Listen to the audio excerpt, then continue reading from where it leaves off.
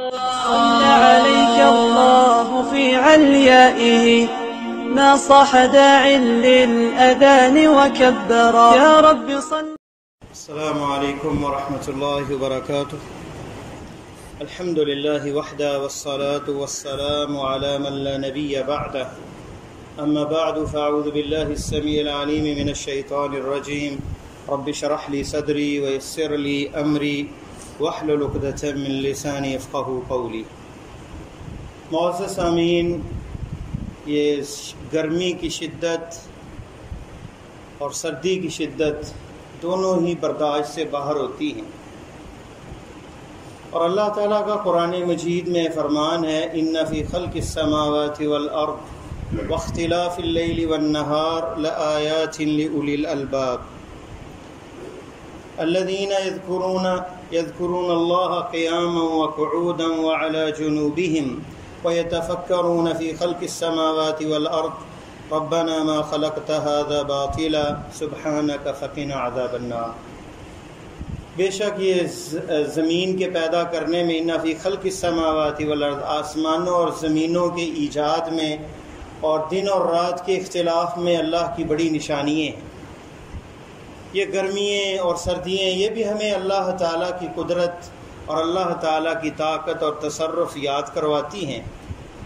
صحیح بخاری کے اندر حدیث ہے کہ نبی کریم صلی اللہ علیہ وسلم نے ارشاد فرمایا اشتکت النار الی ربها اکل بعضی بعضا، کما قال رسول اللہ صلی اللہ علیہ وسلم. آگ نے شکوہ کیا اپنے رب سے، اے اللہ مجھے میری ہی آگ بعض شدید ہے بعض کم ہے، اس سے مجھے کھا گئی. فأذن لها بنفسین، دو سانس لینے کی اجازت دی اللہ تعالیٰ نے جہنم کو. فرمایا کہ جو تمہیں شدت کی گرمی محسوس ہوتی ہے یہ جہنم کا سانس ہے ایک، جس سے یہ گرمی ہمیں محسوس ہوتی ہے. اور سردی کے اندر زمہریر، جہنم کے اندر ایک ایسا مقام ہے جو شدید سردی ہے جہاں، اور وہ زمہریر کی سانس ہوتی ہے جہنم کی سردیوں کے اندر جو ہمیں شدید سردی محسوس ہوتی ہے کہ بعض علاقوں میں -10 سے بھی آگے نکل جاتا ہے کام، جہاں اعضاء جو ہیں شل ہو جاتے ہیں سردی سے.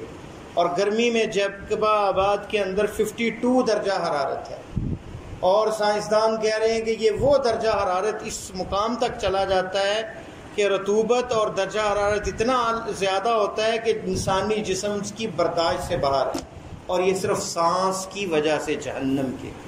قل نار جہنم اشد حرا، جہنم کی آگ جو ہے وہ بڑی شدید ہے، یہ دنیا کی آگ سے 70 گنا زیادہ ہے جہنم کی آگ کی شدت.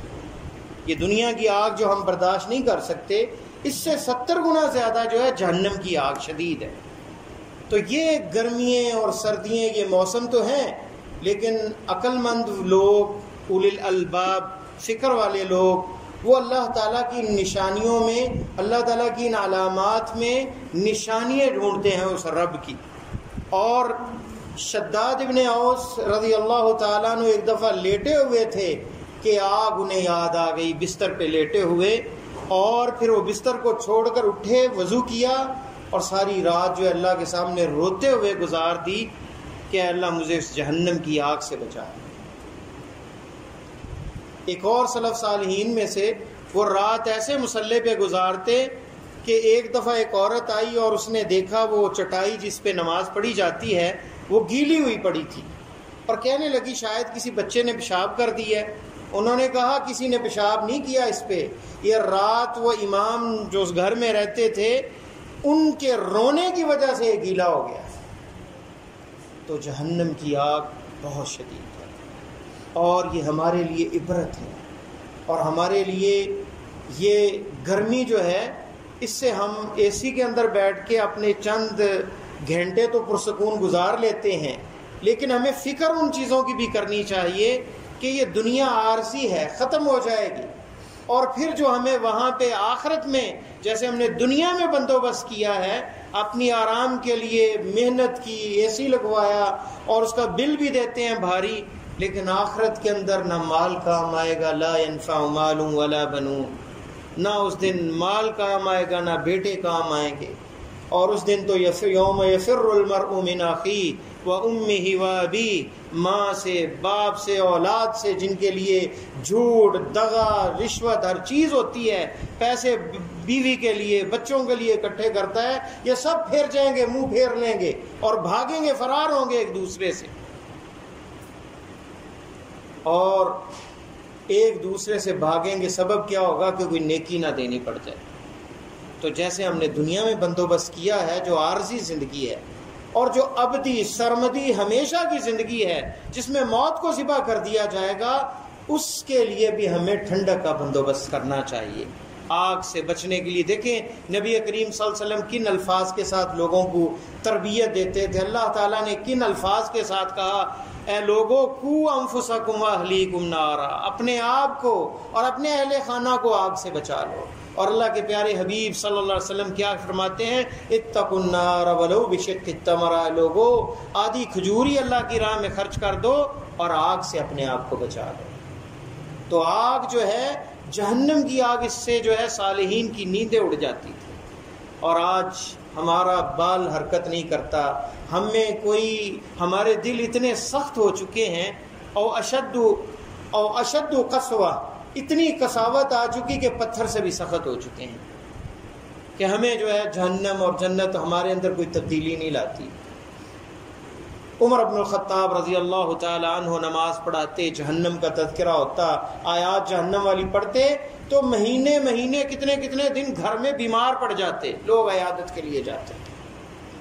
اور بعض صالحین جب پڑھتے تو ایسے ہوتا گویا ان کے سینے میں ہنڈیا کی ابلنے کی آواز آتی، ایسے وہ روتے وہ قرآن پڑھنے سے. انسانی جسم پہ اثرات پڑتے ہیں اس کے. اور نبی علیہ السلام نے کیا فرمایا، شیبتنی ہود و اخواتها، مجھے سورہ ہود اور اس جیسی اور صورتیں جس میں جہنم کا، آخرت کا ذکر ہے، بوڑھا کر دیا ان صورتوں نے، ان کی آیات نے، اس خوف سے اور اس ڈر سے. اور اگر ہمیں یہ ڈر ہمارے اندر پیدا ہو جائے تو ہمارے اعمال بھی درست ہو جاتے ہیں.